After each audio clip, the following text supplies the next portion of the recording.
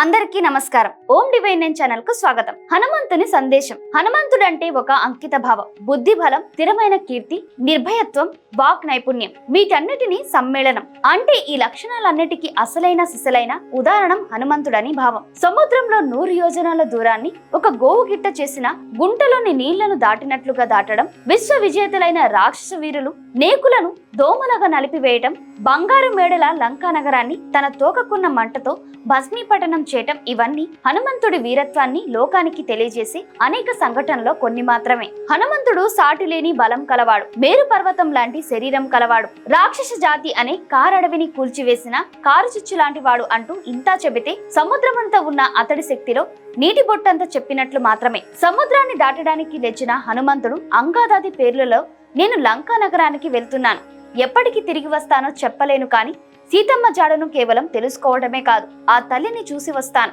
ఇది తథ్యం, నా రాక కోసం ఎదురు చూస్తూ ఉండండి అన్నాడు. కర్తవ్య నిర్వహణ కోసం వెళ్తున్న ఏ ఉద్యోగికైనా ఏ వ్యక్తికైనా ఉండవలసిన మొట్టమొదటి లక్షణం ఇదే: ఆత్మ ప్రత్యయం, ఆత్మవిశ్వాసం. ఇది విజయానికి తొలిమెట్టు. ఇదే హనుమంతుడు మనకిస్తున్న సందేశం. నీవు ఎవరివి అని ఎవరైనా అడిగితే హనుమంతుడు తన గురించి తాను చెప్పుకునే మొదటి మాట, నేను కోసలేంద్రుడి దాసుడిని. కొంచెం వివరంగా చెప్పాలంటే, ఎంత అసాధ్యమైన కార్యాన్నైనా అసహనంగా నెరవేర్చగలిగిన శ్రీరామచంద్రుడి సేవకుణ్ణి అంటాడు. మనం మన సంస్థ తరపున మరొక సంస్థకు వెళ్ళినప్పుడు మనల్ని పరిచయం చేసుకోవలసిన విధానం ఇదే. నేను ఈ విధమైన ప్రశస్తి కలిగిన ఈ సంస్థకు సంబంధించిన ఉద్యోగిని, నా పేరు ఫలానా, మన ఫలానా సంస్థకు సంస్థ వలన మనకు కీర్తి రావడం అంటే ఇదే. అదే హనుమంతుడు మనకిస్తున్న సందేశం.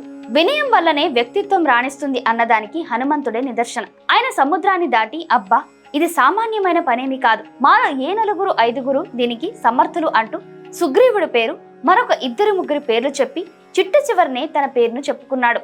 మనకంటే పెద్దవాళ్ళు మన బృందంలో ఉన్నప్పుడు మనం ఎంత గొప్పవాళ్ళైనా వారి పేర్లు తర్వాతే మన పేరు చెప్పుకోవటమే బెట్టుగా ఉంటుంది. ఇదే హనుమంతుడు మనకిచ్చిన సందేశం. మనకన్నా అధికుల మందు అణిగి ఉండటం మనకు అవమానమేమీ కాదు. ఆ అణుకువ వలన ఒక పని సానుకూలమైనట్లుగైతే ఆ అణుకువ అవసరం కూడా. ఇంద్రజిత్తు బ్రహ్మాస్త్రాన్ని ప్రయోగించినప్పుడు హనుమంతుడు 2 చేతులు జోడించి శిరస్సును వంచి దానికి నమస్కరించాడు. ఆ బంధానికి కట్టుబడ్డాడు. ఒక విధిలింపు విధిలిస్తే ఆ బంధం విడిపోతుంది, కానీ ఆయన దానికి కట్టుబడే ఉన్నాడు. ఎందుకంటే ఆ ఇంద్రజిత్ స్వయంగా తనను రావణుడి వద్దకు తీసుకొని వెళ్తాడు కనుక. రావణుణ్ణి వెతికే శ్రమ తనకు తప్పుతుంది కనుక. పెద్దల మాటకు బద్ధులు కండి, మన గౌరవానికి హాని ఉండదు. ఇది హనుమంతుడు మనకిచ్చిన సందేశం. ఈ సందేశాలని అర్థం చేసుకొని మన అనుదిన జీవితంలో ఆచరిద్దాం. ఆంజనేయ వరభీమ రామదూత మాంపాహే.